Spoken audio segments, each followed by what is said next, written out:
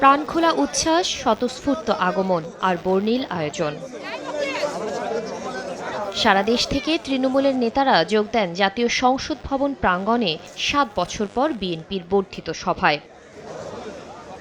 দীর্ঘ সময় পর কেন্দ্রীয় পর্যায়ের এমন আয়োজনে উদ্বেলিত নেতারা।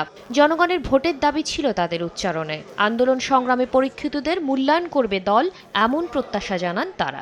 অনেক চড়াই উতরাইয়ের মধ্য দিয়ে আমরা আজকে এই জায়গায় এসে পৌঁছেছি। এটা দীর্ঘদিন পরে, এই অনুভূতি আপনাকে ভাষায় প্রকাশ করতে পারবো না। আগামী নির্বাচনকে সাফল্যমণ্ডিত করার জন্য আমাদের যাহা যাহা করণীয়, ঠিক তাই আমরা বিএনপিরা করে যাচ্ছি। কোনো প্রতিহিংসা বা প্রতিশোধের রাজনীতি করব না, জনগণের কল্যাণের জন্য কাজ করব। সংগ্রাম করেছে, যারা জেল জুলুম খেটেছে, যারা ত্যাগ তিতিক্ষা দিয়েছে, তাদের মধ্যে থেকেই আগামী পার্লামেন্ট নির্বাচনে মনোনয়ন দিবেন। একটি সুষ্ঠু নিরপেক্ষ নির্বাচনের দাবি আদায়ে শীর্ষ নেতাদের নির্দেশনায় দেশব্যাপী তৃণমূলকে শক্তিশালী করার কর্মসূচি চলবে বলে জানান দলের অঙ্গ সংগঠনের নেতারা। 17 বছর মাঠে লড়াই করেছে, তাদেরকে আমাদের নেতা নিশ্চয়ই মূল্যায়ন করবেন। রাষ্ট্র গঠনের চ্যালেঞ্জে এই বর্ধিত সভা গুরুত্বপূর্ণ ভূমিকা পালন করবে। হানানিমুক্ত হতে হবে অবশ্যই। সে ধরনের পরিবেশে নির্বাচনগুলো যদি সফলভাবে করা যেতে পারে, তাহলে এই দেশে সত্যিকার অর্থের গণতন্ত্র প্রতিষ্ঠা হবে। আর বাংলাদেশের জনগণের ভোটাধিকার নিয়ে আর টালভান অনেক হয়েছে, অনেক ষড়যন্ত্র হয়েছে, আর এটি মানা যায় না, এটি আর বরদাস্ত করা যায় না।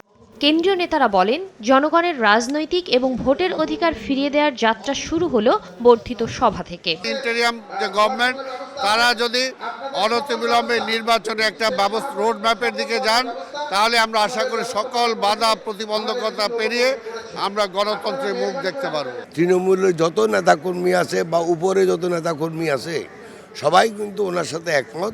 নির্বাচনের প্রস্তুতি এবং আগামী দিনে যে কোনো পরিস্থিতি মোকাবেলার জন্য কি করণীয়, তৃণমূল পর্যায়ের নেতৃবৃন্দের বক্তব্য শুনে দিক নির্দেশনা দিবেন।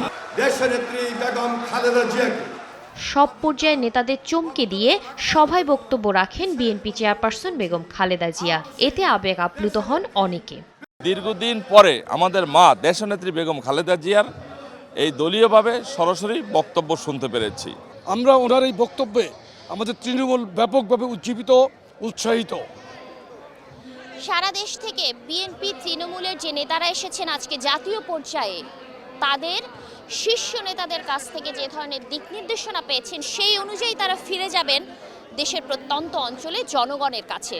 জাতীয় নির্বাচনের আগ পর্যন্ত বিএনপির কী ধরনের কর্মসূচি হতে যাচ্ছে এবং কী ধরনের মনোভাব দলটি রাখছে, তার পুরোটারই প্রতিফলন ঘটবে এই বর্ধিত সভার নির্দেশনা থেকে।